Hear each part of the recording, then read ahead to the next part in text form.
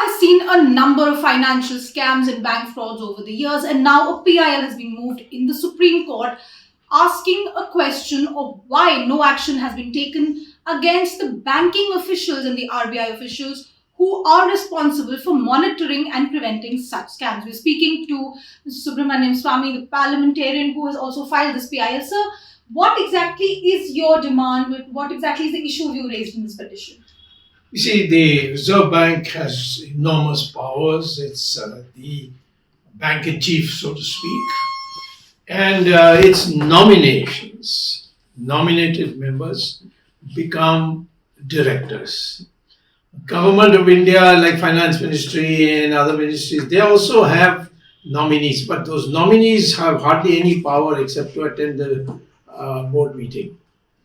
But in the case of the Finance Ministry, they have access to everything. All records have to be provided to them.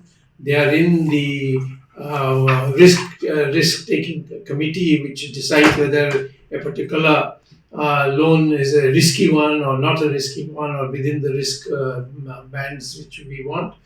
So all this, nothing happens ultimately in agreeing to give money or lend money to any project or any company unless the Reserve Bank is on board, in the sense it agrees to it.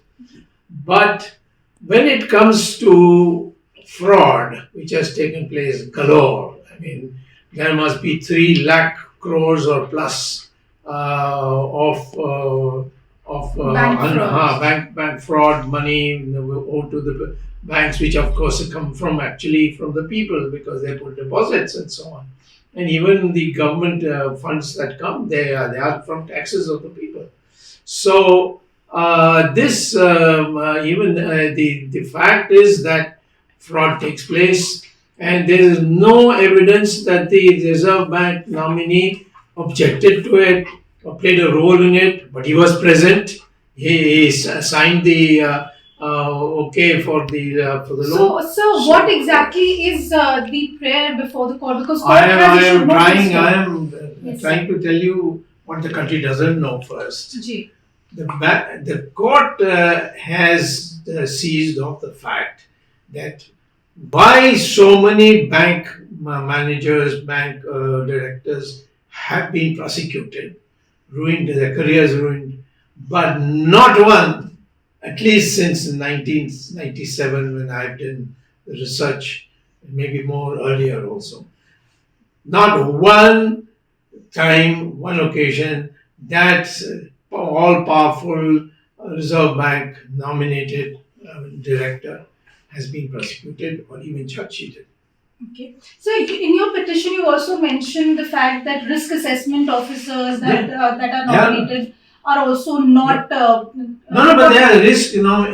Yes, but the chairman of the risk board is the Reserve Bank nominee director. Okay. He is the one who heads it. So yes, the fact of the matter is that the Reserve Bank literally runs all nationalized banks and even private banks by the denial of permission that they can give at any time. So what was the court's response to your petition? So what has been said by the court today? Now, the court heard me. Some questions were asked. And then it lasted, I think, maybe 5-10 minutes, the whole procedure. And the court then said, yes, we will issue notice. So then I said, but we must be able to get to see the various reports that come after the inquiry takes place. So he said, let them come first and let them explain their position. So the notice has been issued to whom exactly? Reserve Bank, or the RBI? To the CBI. Because they are the ones who are not prosecuting. Okay. It's not the RSS, it's not the RBI's fault if nobody is prosecuting them. It is the CBI which has prosecuting the other directors, but not the Reserve Bank director. All right. When is the next hearing expected now? I think 6 weeks given, no? Yeah, 6 weeks were given, and that means after Diwali. Thank you very much for speaking to us. So now this PIL has raised a very important point. When there have been multiple bank frauds, when there have been multiple loan defaults by companies who were given loans by all of these nationalized banks or private banks, then why is it that the people who were responsible for the risk assessment of that loan have not been prosecuted or any investigation conducted against them? The Supreme Court has issued notice, and after 6 weeks, we will get to see what the response of the CBI is going to be. But this PIL does raise a very pertinent point. When public money is involved, who exactly gets to take the call on whether or not to release those funds to a business which may or may not contain some level of risk? In New Delhi, this is Aneesha Mathur for India Today.